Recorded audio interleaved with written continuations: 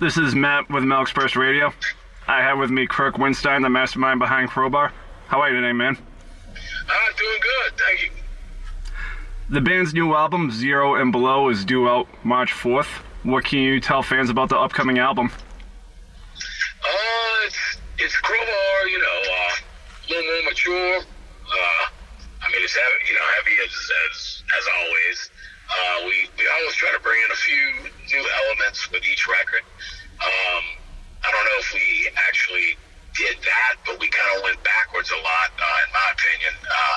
I had a real vision and pretty much a determination to do a lot more doom on this record than we have in quite a while, because we had kind of gotten away from that since maybe the Oddfellows Rest record. So, we got a lot more doom stuff on there, but of course, we got some upbeat, a little bit of everything. It's Crowbar, just 30-something years old now. So, but we all, myself and all the guys in the band, really love the record, and we're really proud of it. How was the writing and recording process, having this being the band's 12th studio album? Pretty smooth. We kind of got a system down. The core of the band, which I would say, at least prior to Shane Wesley joining, the core, has been me and Tommy Buckley. I've been playing with Tommy for 18 years now, and Matt's been in for about 15 and a half years. So us three guys have done some records together and, written together, and we get it. But Shane came right in, fit right in, played his ass off. He's a great writer, great musician. So, it was really smooth, it went quickly, and thankfully, we didn't run into any issues with writing or writer's block or, running out of ideas. Ideas just kept on flowing, and, I'm just happy with the way it came out, really happy. The band released the song Chemical Gods from the album. What kind of feedback have you received on the single? It's pretty much all. There's haters, of course, online and everything, but in general, it's 8% positive. All the Crowbar fans really love it. They love the video. They really love the song. The song's been getting a lot of play on Liquid Metal and and all that, which is fantastic. So we thank Jose and all those guys for that. The initial reaction, the feedback from the fans has been great. That's all you can hope for. We have a lot. I'll say, that there's more diverse stuff on the record as well. But we kind of all felt like Chemical Gods was a really good one to, kind of having been away for a bit now, to kind of spring on the Crowbar fans and hopefully make some new fans as well. It's a killer Crowbar, classic Crowbar track, heavy, aggressive, and we thought that was the best one to put out first. So reaction's been great. And it's been 6 years since the last Crowbar release. Do you feel like that had to do with you playing with Down again, and then of course the worldwide pandemic? Honestly, the record has been complete, and mixed, mastered, turned into the label, everything for 2 years now. So it was, right prior February of 2020, right before the pandemic shutdown thing. We had already completed the record, so we were preparing to go on tour, similar to what we're about to do with Sepultura and Sacred Right. But that was back in 2020, and we were hoping to get the record out by the end of the summer, or maybe like early September. And of course, with the pandemic, we held off and we kept just pushing it, back and back and back. And we were like, look, it doesn't make any sense to put the record out and not be able to get on tour and promote it. So, we kind of, it was very difficult to sit on the record for 2 years because we really love it. We really believe in it, but it was the right decision, I think, for sure, to just put it back till March 4th of 2022. Do you still see yourself playing with Down now that Crowbar has a new album out, and I'd imagine that would be your focus primarily? Yeah, Crowbar is definitely my focus, but at the same time, the thing with Down, that now, Down started out as a side project, and was that way for a long time, and then it kind of became everyone's main project, and it's kind of did a 180 again. It's really more back to a side project. So, there's definitely time for Down. Of course, I love doing it. I'm super, happy to be back jamming with the guys.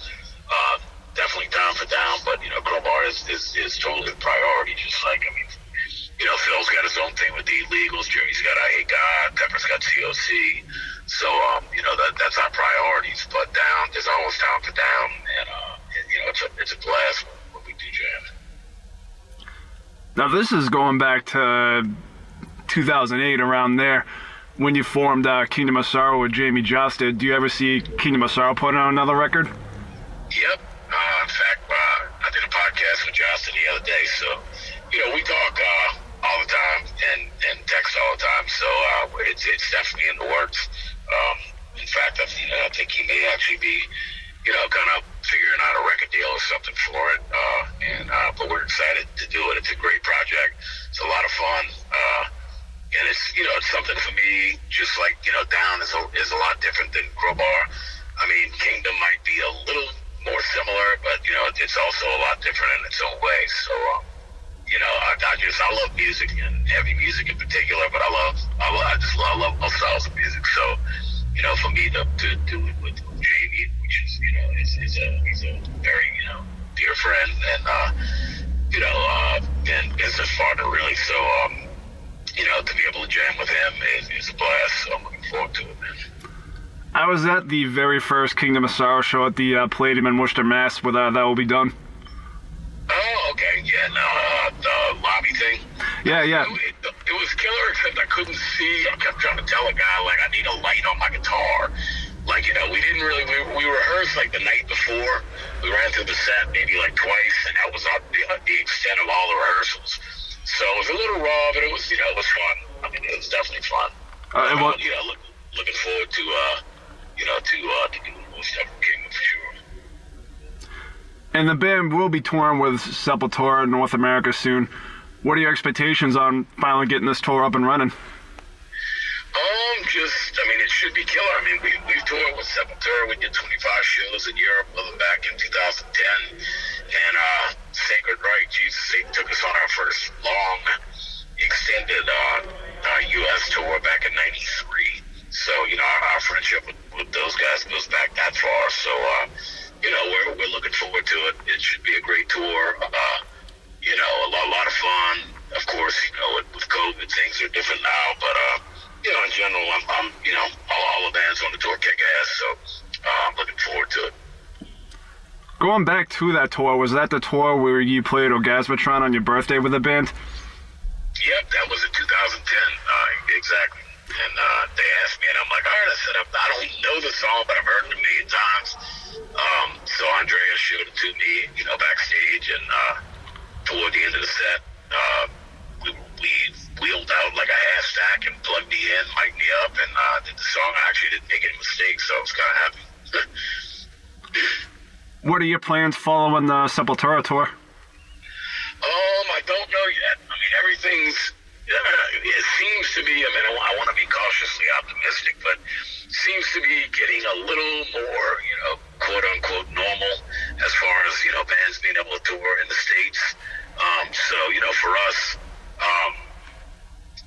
we just kind of, the only thing we have that's kind of, we're hoping, the only thing that's booked right now for Crowbar is a November tour with Sepultura and Sacred Right over in Europe. But at this point, I can't say if that's going to happen or not.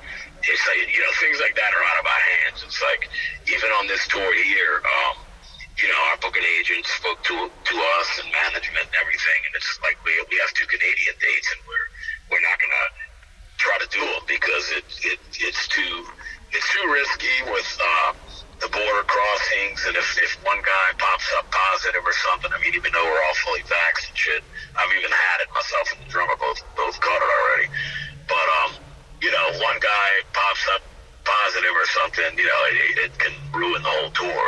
Trying to do the border thing. The international thing is really risky right now, and that's why more and more bands are postponing, their international stuff. It's not that we don't want to just, if you, like, say you book a European tour and you book all these plane flights and all that shit to go over there, you book, transportation for when you get to Europe, you book a back line, with amps and drums and the whole 9 yards, and then right at the last minute, there's some lockdown and you can't go. It's like you got to eat all this money, so it's very, very risky right now, especially for a band like Crowbar. I mean, we're not exactly, we don't have Metallica money, so we're on a tight budget. I mean, we do fine, and we're happy with what we accomplished, but we're not in a financial situation to put a bunch of money out and then have to sit on it, for another 6 months or whatever,